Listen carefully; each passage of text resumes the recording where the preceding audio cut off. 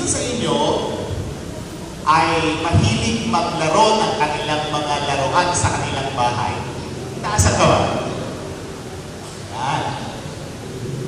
Sino sa inyo nakaranas na pagkatapos na maglaro ng mga laruan, ay sinabi ni Mommy or ni Daddy, si Papa or si Mama, anak, pwede bang ibalik mo o isinong mo yung mga laruan mo sa tamang lalagyan? Sino nakarinig nun?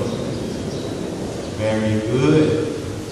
So, kapag natapos tayong maglaro at narinig natin ang ating mga magulang na sinabi sa atin na pakibalik ang mga laruan sa tamang lalagyan, sino ang nagsasabi sa kanyang daddy o mommy na, opo, gagawin ko po? Pakitaas ang kamay. Very good. Sino naman sa atin ang nagsasabing, Dad, Ma'am, ayokong gawin yun? Wala. Wow, wala. May maguling tanong ako, children.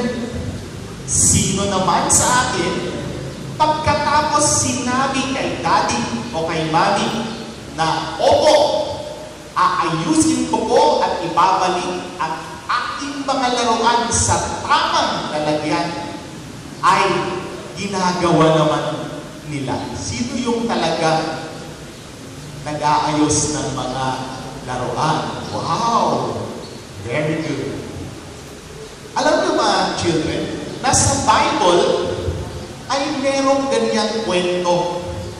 Kapag mababasa niyo ang Gospel of Matthew sa chapter 21, may kwento si Jesus, si Jesus, tungkol sa dalawang anak na lalaki na sinabihan ng kanilang tatay na pumunta doon sa kanilang farm para magtrabaho.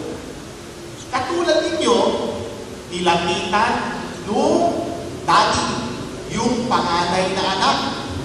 At ang sinabi niya sa panganay na anak, listen, tingnan niyo ako, anak, pwede ba pumunta ka sa farm natin para ikaw ay magtrabaho? Alam niyo ang sagot ng panganay? Hindi po. Hindi ko po maaasikaso yun. Yun ang sagot ng panganay. Subalit, alam ba ninyo, pagkatapos ng ilang panahon, naisip niya, ay, bakit ganon ang sinabi ko sa daddy ko? Pupunta ako sa farm para magtrabaho. Kaya yung panganay na nagsabing hindi niya gagawin yung sinabi ng kanyang daddy, ay pumunta sa farm para magtrabaho.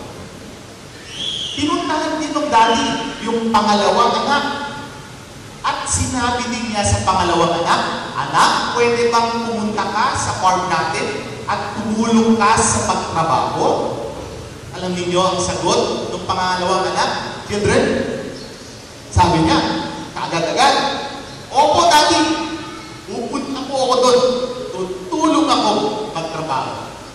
Subalit, anong totoong nangyari? Pagkatapos na sinabi niyang pupunta siya at tutulong, ano ang kanyang ginawa? Naku, hindi niya tinupad yung pangako niya sa kanyang daddy. May simpleng tanong ako, children. Alin dun sa dalawang anak ang tunay na sumunod sa kanilang daddy? Yung panganay o yung pangalawa? Yung panganay. Alam ninyo, children, na ang ibig ng ating mga magulang sa atin ay sumunod tayo sa kanilang mga inuutos sa atin. Hindi lamang para kayo ay makatulong sa kanila, kundi mas importante para magpakita nyo ang tunay na pagmamahal ninyo sa mga magulang. Kaya kung sinasabi ni daddy o ni ni Mami na tumulong sa bahay. Anong gagawin, children? Tutulong tayo sa kanila. Subalit, ngayong linggo, mas importanteng maintindihan natin na ang pagsunod sa magulang at lalong-lalo na ang pagsunod sa utos ng Diyos ay pagpapakita ng pagmamahal natin sa kanila. So children, tatandaan natin, kailangan natin sumunod at susunod tayo hindi lamang sa pamamagitan ng ating mga salita, kundi mas importante sa ating mga gawa. Sumandali tayong manalangin, children. Bow down your heads and we shall pray to God. Almighty God, our Heavenly Father, we thank you for this moment that you have given to our children so that they may come here and listen to your words today. In their young hearts, O God, I pray that you instill the love for their parents, and especially, Lord, a true and genuine love for you. May they who are young in their years feel your presence in this sanctuary as they listen to stories in the Bible. May they feel your presence with their classmates and friends who are with them. May they feel your presence in the understanding that you are a God who wants obedience from them and from their parents on earth. May you bless their lives, O God. May you let them prosper. May they become your genuine light and salt in this earth. This is our prayer in the most precious name of Jesus Christ, our Lord. Amen.